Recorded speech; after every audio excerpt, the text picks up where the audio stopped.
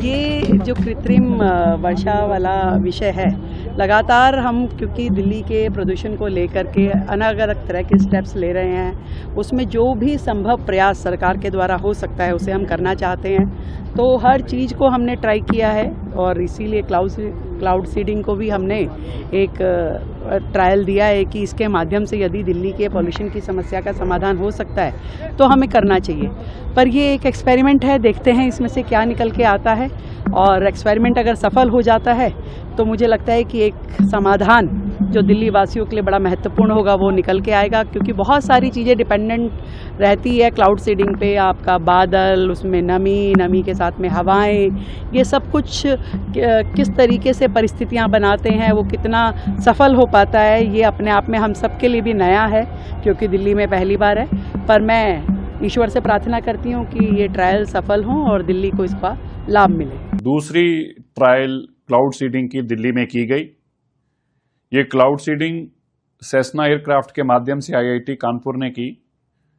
Aircraft Meerut के तरफ से दिल्ली में एंटर किया, जिसमें खेखरा, बुरारी, नॉर्थ करोलबाग, मयूर विहार, सदकपुर और भोजपुर, इस इलाकों के अंदर क्लाउड सीडिंग की गई। क्लाउड सीडिंग में 8 फ्लेयर्स को यूज किया गया है। एक फ्लेयर लगभग 2 से 2.5 kg के आसपास है और एक फ्लेयर 2 से 2.5 मिनट तक ये चलती है। इस फ्लेयर से क्लाउड्स के अंदर जो उसके अंदर कंटेंट है उसको छोड़ा गया।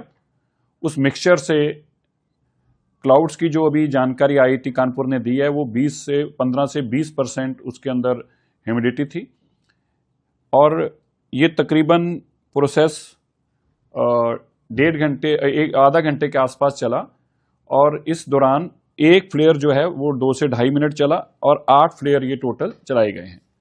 तो 17-18 मिनट तक तो ये फ्लेयर छोड़े गए और दिल्ली के तक पहुंचने से कानपुर में ये 1.5 घंटे के आसपास इस प्रोसेस को लगा।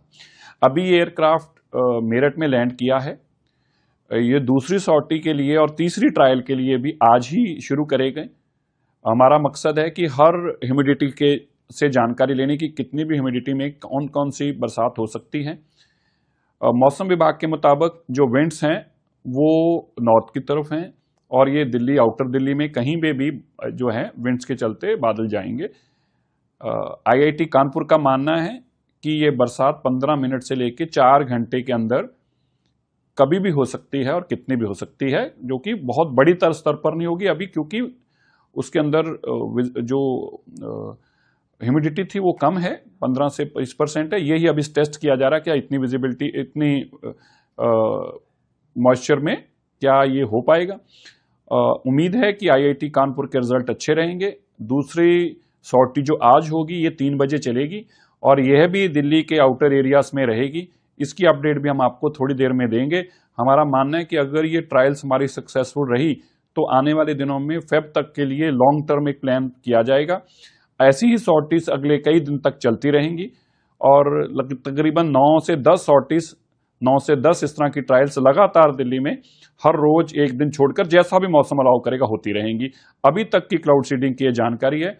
हम उम्मीद करते हैं कि अगर हमारा ये सक्सेसफुल रहा तो आने वाले दिनों में ये एक बहुत बड़ी, देश में पहली इस तरह की मैं कहूँगा कि साइंटिफिक तरीके से बरसात करा के पोल्यूशन को बिठाने का एक बड़ा पहल होगी और हमें यकीन है कि रेखा गुप्ता जी की इस सोच के चलते हम इसमें कामयाबी हासिल करेंगे।